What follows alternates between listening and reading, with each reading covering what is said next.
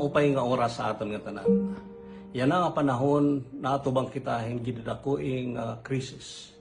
Krisis partit aton panlawas, ngan partit aton ekonomiya. Kinahanglan gud naton nga tanan kita magsakripisyo.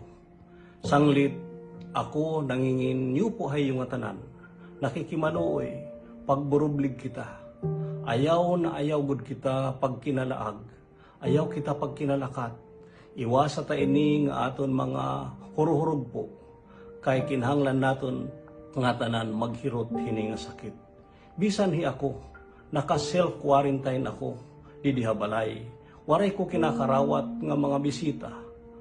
Kay diri ako maaram han akon mga kinadtuan nga opisina ha Manila o mga lugar o akon mga nakamiting nga mga tao. Diri ako sigurado. Kinahanglan ko maghirot, kinahanglan ko paghirutan itakon pamilya, kinahanglan ko paghirutan itaton mga kababayan nga bugos aton probinsya. Sanglit, inuotro ko, guti laini nga sakripisyo, pagburublig kita, pagsakripisyo kita, matatalwasan ini naton nga tanan. Mga muyo la kita, hit makagrahom nga Ginoo. Damo nga salamat.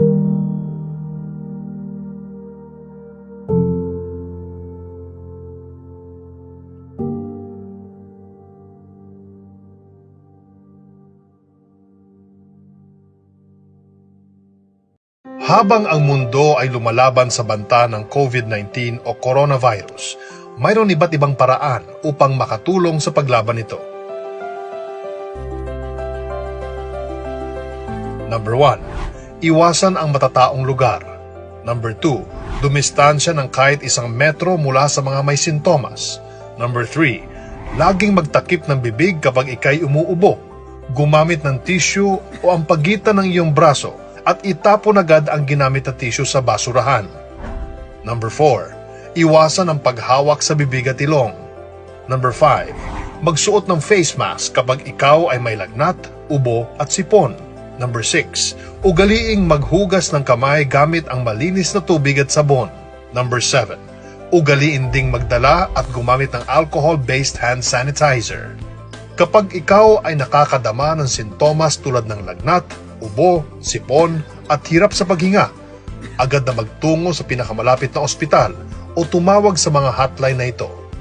DOH Hotline 02-8651-7800, Local 1149-21150. At upang masubaybayan ang kaganapan ukol sa COVID-19 sa atin, maaring pumunta sa ncovtracker.doh.gov.ph. Basta't laging handa at sama-sama, kaya natin ito.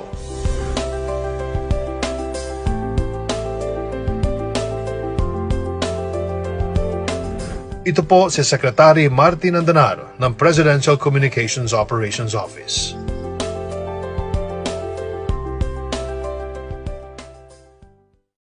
Stores that sell all our basic food and non-food commodities. So medical supplies, and of course, ubus ng face mask, ubus ng alcohol, but medicines, again, vitamins, people are really basically trying to buy as much as they can because there's yet an uncertainty of the supply. That's what we're here to, that's why we thank you for giving us this opportunity, because we're doing all we can to assure the public that we are doing all we can to guarantee the constant and continuous supply of all our basic food and non-food commodities, so that people basically has no really real reason to panic. Really, ang kontra ko dito sa crisis na to is really the panic of people, the attitude of people. Because when we dialogue with our distributors, they were saying that they actually had stocks. They usually have 3 weeks to 1 month, sometimes 2 months worth of stocks. But if people start to hoard, meaning they panic buy and buy above and beyond their normal consumption, it also has an impact on our supply chain, because the normal consumption is that people will buy just enough for the next week at most for their supply, then the following will buy again. But if they buy for the next 3 months to 1 year, then of course, it has a major impact. So again, yung mga opportunities natin dito is the groceries are seeing a good business right now and pharmaceuticals, but at the same time, if you look at it, mas malaki ang sectors na affected. And these are what we are trying to hopefully address by this dialogue, that the impact or the most affected sectors will eventually ripple, a big domino effect will reach everyone, even the people in the food business and the businesses in the food. Because if there is heavy restriction on travel and we still encourage restaurants to remain open to serve the public kahit man lang dine out, take out or drive-through, may drive-through man, or deliveries, if the employees cannot get to work, of course, the restaurants cannot open because kulang ng tao. So that's what we're trying to address here. That's why kami as a chamber, we are in constant dialogue with the authorities. So kakaroon kami ngayon ng dialogue with the city mayor, si Mayor Alfred. We went on the dialogue as mentioned by President Eugene sa DNP, and all the other agencies. So hopefully by Friday, our president is also our private sector representative for business in the RDC. He will also be there to voice out all our solutions in the council so that this gets supported. At magkakaroon talaga ng whole of community approach to dealing with these problems that we're now encountering. Would like also to ask Attorney Uy some statement about this, and di ba pala ang solution ng kung saan batong yung solution ng plastic?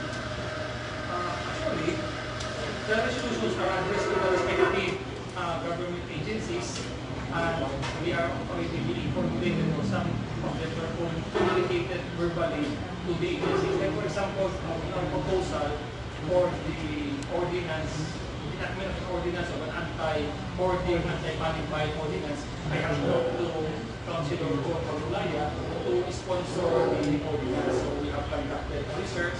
We were able to obtain a copy of the ordinance of the city of Valenzuela. So we try to follow the pattern that was made by the city of Valenzuela. In fact, the city of Pasig also adopted the same ordinance in some modifications. Question?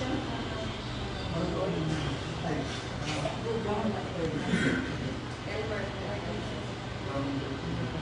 I just want to check usually resolution ng iyan mo. So ano po yung measure po yung counter buying or the Well, we expect that considering that today is a Wednesday, there will be a session at the Sunday Panguso.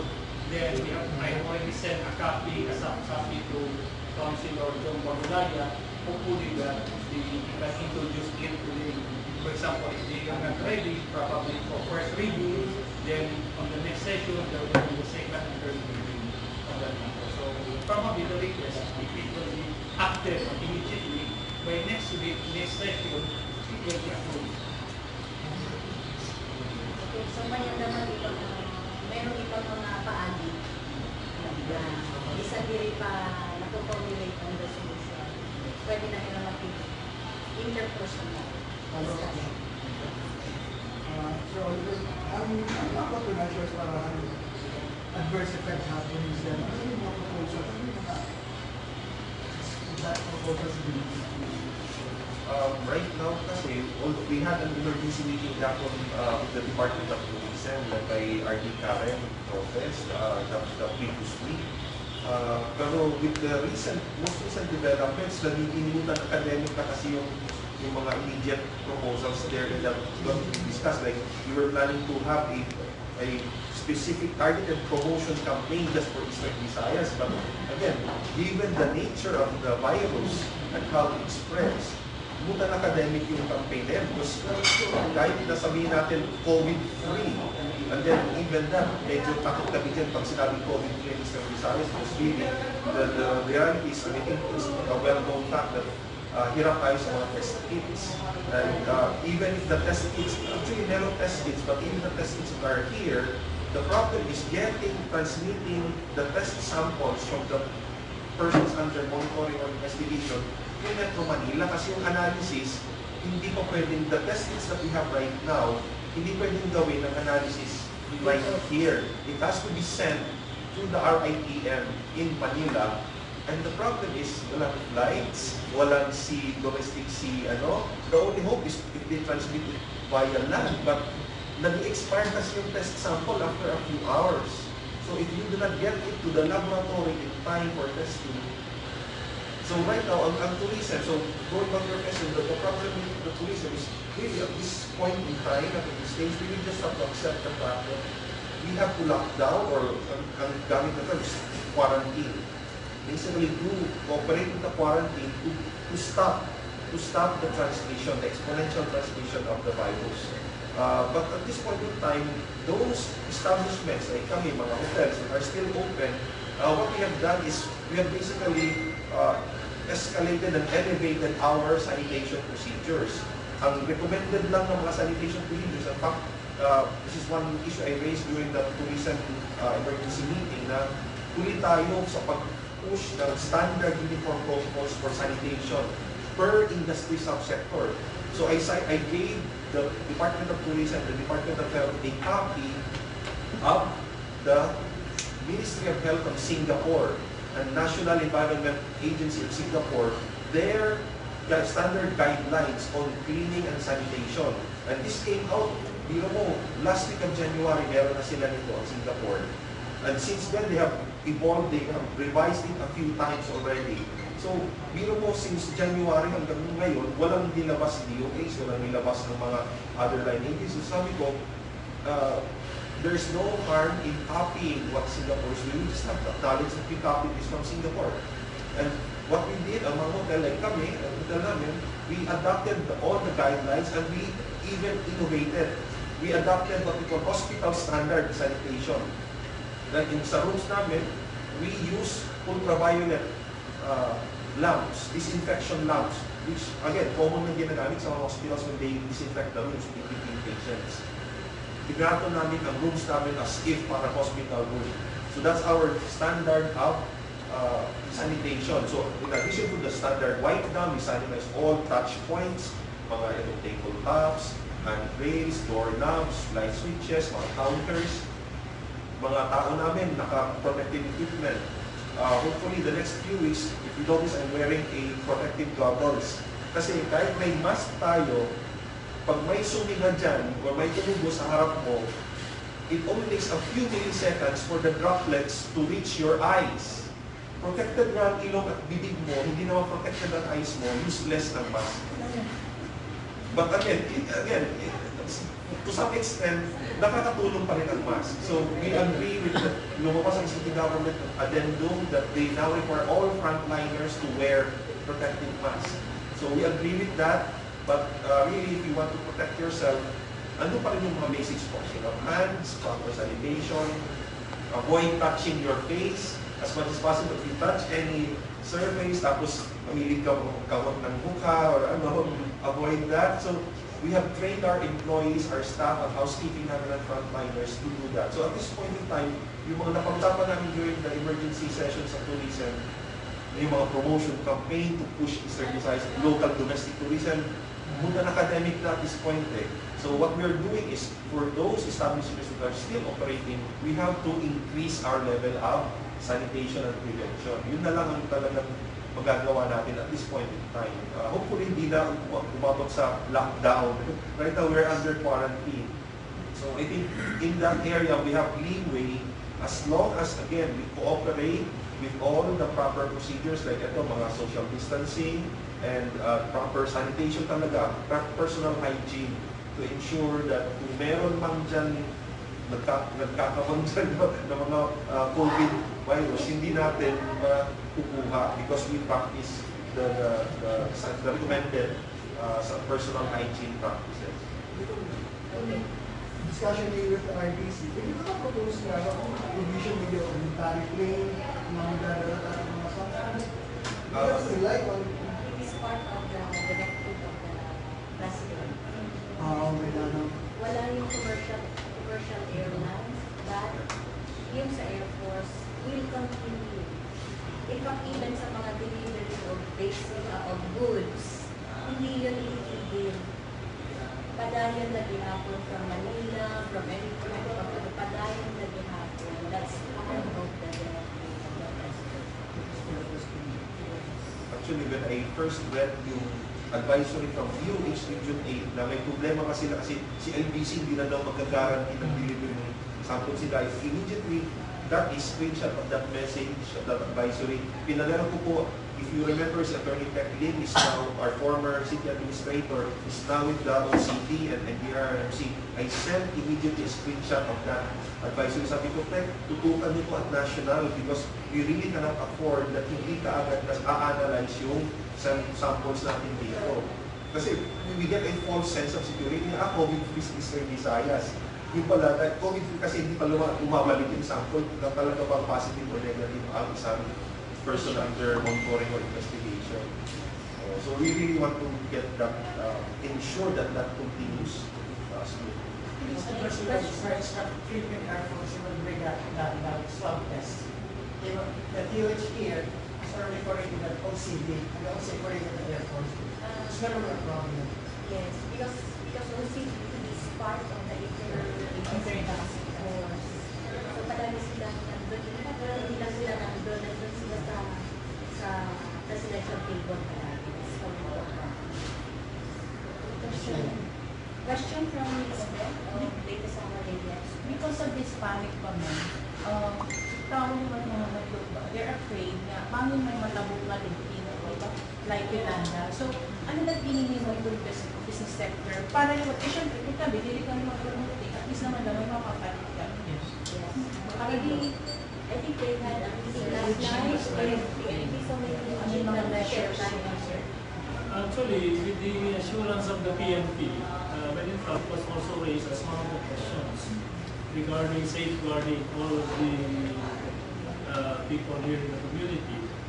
According to the PNP, they will provide like a sort of a purpose to all trucks that we carry goods as a priority to at least lessen the delay to the checkpoints.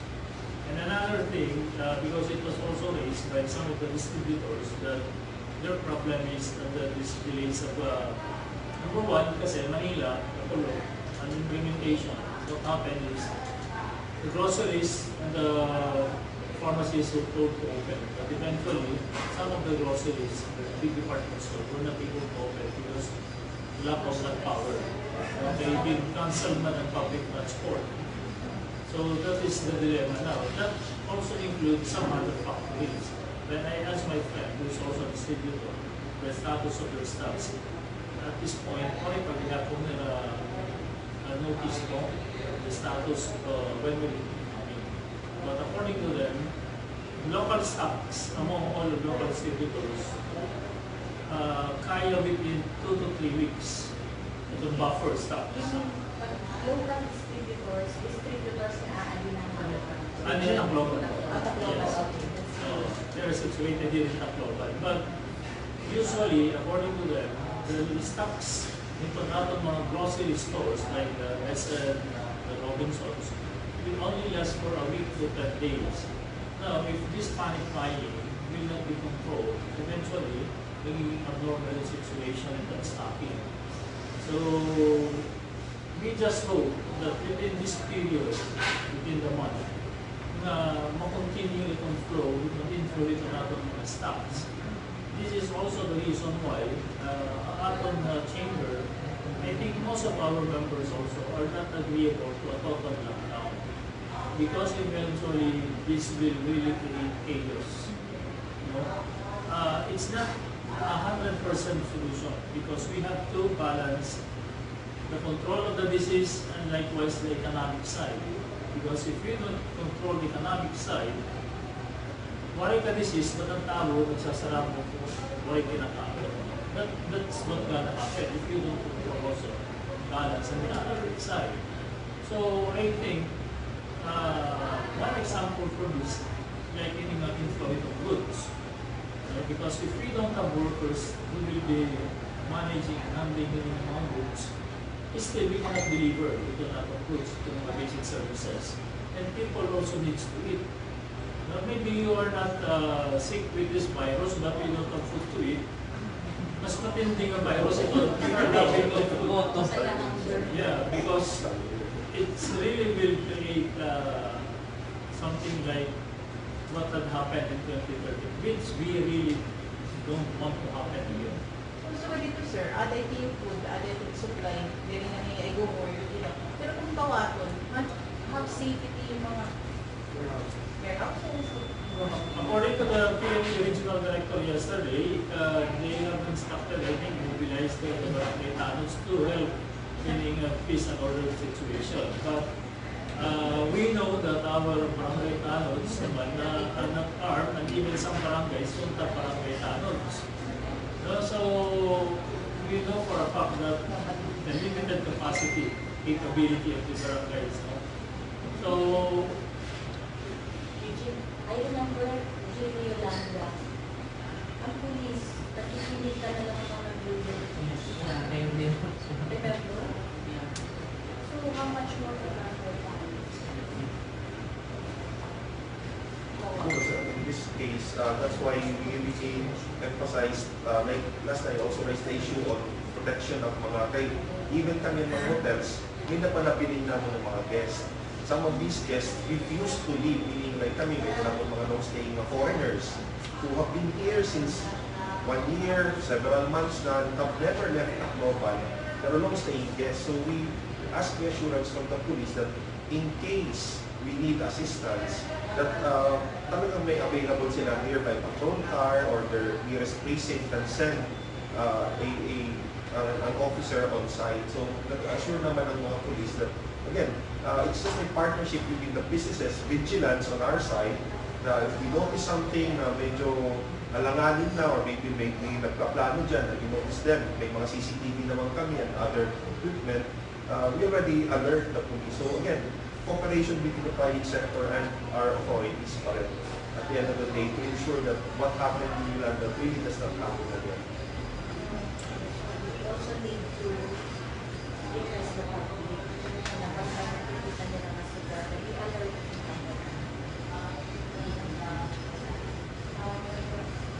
The question from Evelyn of ABB.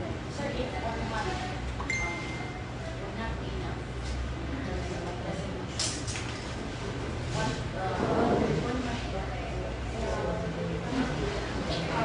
Actually, the quarantine is 1 month. There is a scientific reason for this one because the lifespan of the virus is 14 to 21 days. So ako po, hindi himutong na 1 month. So hopefully, if we stay home, we will lower the transmission of the virus. So parang instead of a spike, ma-lower area because of our stay home, yun ang napag-transmit good. So, parang mapupuy-puyan ang virus.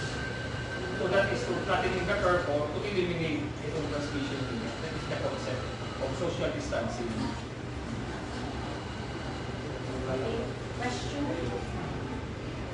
Question Joey, and then Nelson. Nelson, you have a question also. One, is it true that some establishments are ordering themselves in the mga items? No, I think like the case of the alcohol and other sanitizing agents, I think it's really Manila that don't have the stocks. No, so talaga why mahuhol because company distributors in the local region wala gyapon stock, likewise ito Manila. When in fact some companies in Manila are having problems with the raw materials. So manufacturing is dito may problema. Ang commodities naman, so far wala hoarding mo because sinisigi ito, nakikita na ako, itong flow ito ng mga tao. So still, there are stocks. No? So at this point, there's still no need to worry for us. Okay? There is still ample stocks. I think until the end of the month, tayo pa mangyayari. So, hindi ka ilan nila panic buying? Yes. Hindi pwede But is it so 3 weeks that kaya lang for stock? So what will happen the next week? So there's coming stocks. Coming kasi the businessman will order, for example, for next month and the following month, they are coming, but the problem is the disruption or the flow of the goods from Manila in coming here. About sa assurance at matulog, sir, kasi there's really a restriction there. Tatlong na dito. I think they opened up already yesterday. But no, last it's, night, 2 hours ago, so there is already limited trips lang because of the absence ng mga passenger bus. So they have to limit it on number of trips itong mga ferry. But there is another option and Welcome Southern. They're carrying container vans from Manila also directly to Tacloban. And in fact, according to the operator here, Welcome Southern, they are also accepting loose cargos, not necessarily na containerized, loose cargos as long as medical supplies priority. I have heard also some establishments here in the city are now shortening or limiting their times where and even at mga empleyado nila, they have asked to report from 7 days to 4 days only. Can you confirm this? Yes, I think it's happening no, in other establishments. This is also to limit the extent of the exposure to natin mga employees. The reason was like low sales. Low sales, that's correct. Yes, yesterday, the owner of McDonald's was with us during the meeting, according to her, drastically 70% are their abroad. So the employees, para everybody will have the opportunity, they have to take turns on duty. So they come up with a 4 or 5 days duty in a week. So at least what I guess. Yes. But this crisis will last beyond our yes. Do you expect massive retrenchment of employees here in Beijing at least? That is the reason why the business sector really don't want that we will come up with a total lockdown. Because eventually, it will boil down to unemployment, which is hindi na sector less vulnerable, and they don't have that capacity to stock foods. So I think total lockdown may not be the total solution for this, because eventually, an active purpose is to flatten the virus. Meaning, we prevent the widespread of this virus by way of social distancing. And then prevent all those establishments like bars, KTV, the spa, itong mga nakaka-create big crowds, unnecessary crowds. I think this can be shut down. But all other establishments, because like for the hardwares, all the hardwares may not be related to our health, but let us remember that the construction industry also is one of the biggest industry right now we are here. If you stop the hardwares, relying on construction materials, definitely the construction will stop. Where will these all workers go? Let us remember that in one construction phase, there are more or less 10 employees, now minimum, some even hundreds. So if you don't address this sector, what will happen to them? They will come to the city, look for food. If they don't have that opportunity, kita na naman ito mga lutuloy. Construction work, sir, does it not fall to mass gatherings? Or even the other districts? You're not wearing protective gear. Parang may kanya number of people. Exactly. Is it not? Sir, possibly may mga Construction actually, like roads, building roads and bridges, the social distancing actually is very evident to them. Yeah. Social distancing, very evident to them. Before case-to-case basis, so depending on the industry where you belong. sir, last na lang. The group, how many members do you have? And how many employees or workers do you have? In the chamber, we have around 140 members. I think 140 to 150. Yes, members. The number of employees, to be honest, we don't have. Average na sir? The average, not about 15 to 20 employees. Yeah. Each. So, actually, 50 establishments, how many Multiply, how many times. overall? About 15 to 20 employees per establishment. So if you multiply it, 150 members times 20 na lang. So, bali 3,000. 3,000. Some employers, they have multiple stores, Yes. businesses. Like one of our member here is employing about 600 employees. So that's an exceptional, no? So ito would add up more for the workforce. So that is excluding all other establishments who are not our members here. Okay. Question from Jake of RNA. Yes, sir. Sir, Director Yanasin Dole asked the employers na hindi manananggal yung mga karapatan ng mga situation. Ano assurance yung chamber na talagang walay tanggal ng mga employees in the situation, sir? Yes, that's true. After the chamber, as of now, we have been trying to subsidize, no? Despite the downtrend of the business, we have been subsidizing the salaries of these employees. Mura ito actually tinatanggal. Not unless the employees themselves, they want to cease their employment, so they are free to go. But as of now, within our chamber, business sectors, mura yung may tinatanggal. Yeah. Despite nga maluya and duro. No? I'll give you an example, like in our hotel, we only have 2 to 3 rooms, but everybody still goes to work. But in a 4 or 5 days shift. Kaya ba, sir, dito mga private establishment na as early as now, mahatag ito 30 monthly? I think there are some companies that are giving 13-month pay to their employees. The iba is a portion of the 13-month pay, not the whole month, but half of the 13-month pay. And some of them are already releasing also the 5 days service incentive leave. So there are many strategies on how you can cope it up. For example, or you will reduce the number of working days. So for the remaining 2 days, you can give them an advance of their leave credits. Sir, sa chamber, Yes. In addition to that, I myself, no, I sit, giving this 13th month or the service incentive, the 5 days leave or 7 days leave, sick leave. This is a parang short-term solution. Because eventually, mauubusin niya itong mga employees. We know naman na ato na most of them don't really know how to handle it. When they get a large sum of money, they spend. No?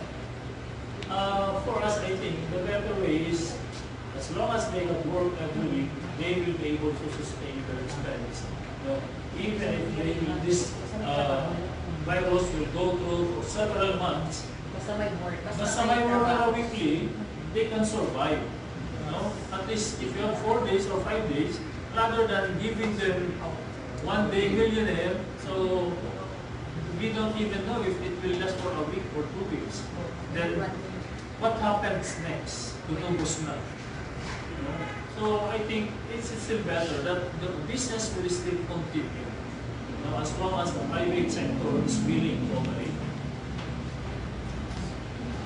Okay. We still have... sila lang pala. Okay. Last question. yung consider pa natin na pamakalantuan ng mga sumingay. Pero dali na ito ng mga pagkakas sa ipano na wala ka lang sa routine na. Pero pues yung hiring ka taas ba, kaya na nabuhan mo lang siya. Pero na sinunod ko rin. Well, actually, the President has declared a state of calamity. Under Republic Act 10121, the price control is in effect. So it is now the duty of the Department of Trade and Industry to monitor the prices of the commodities. Yes, to enforce the law.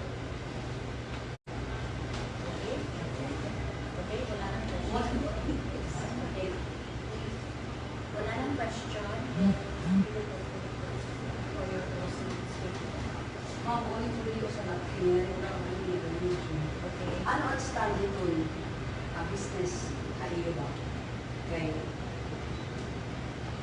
nililin ng lockdown, so ano yung suggestion ko ay city government? I think we will be having a meeting right now at Giuseppe's with the mayor. What we have heard just last night, that the mayor is proposing a total lockdown. This coming Saturday, effective this Propose Saturday. pa lang, propose pa lang. Sabi niya ayaw niya. Propose. We hope, no? But on the business sector, as I've said, that we are opposed to the coming up with a total lockdown because eventually this will not really solve the problem. What we need is social distancing. What we need is to flatten this virus. How we can do is social distancing. Now, paano i-implement social distancing? I think hindi ng mga establishments, probably the bars, as I've said, all other establishments like hindi ng mga cockpit, galiera, no? Mga nagkakreate in crowd, yes, mga gatherings that are unnecessary, we should stop this one. Because otherwise, if we will come up with a total lockdown, number one, deliveries of goods and services will be hampered. Second, if we don't have goods to provide, we don't have food to provide, this will be the most critical, iniatong para atong mga people in the region. I mean, we know for a fact that even some other provinces rely on Tacloban because Tacloban market is more on trading. So, talagang kita itong source. Now, if we will be selfish enough not to share these resources, probably it will affect the peace and order situation, which we don't want to happen. And that is the reason why we come up with a meeting with the PNP regional director last night, because all of the businessmen also, one of the concern is the peace and order situation, like what had happened during the event. So, the last naman, community quarantine will do during total lockdown. Yes. Community quarantine will do, but not a total lockdown. Okay, so with that, we are glad that nagsalita yung ating business sector. We would like to say also that we are glad that communication lines between LGUs and all the sectors continues to be open, kagaya ng gagawin nilang dialogue later with the mayor. And I hope that all of us will do our part of informing the people kung ano yung mga totoo lang, yung mga factual na information. And we would like also to encourage also the public na kung hindi galing sa authorized na government agency, huwag na po natin i-share. Kung galing sa DOH, galing sa World Health Organization, then let us share. Pero kung galing sa PIA, rest assured na yung sinishare namin, kasi meron kami policy sa PIA, na yung information na isi-share namin about health should come from the Department of Health also and the World Health Organization. Okay? With that, I hope that God will continue to bless us. Mabuhay ang Eastern Visayas.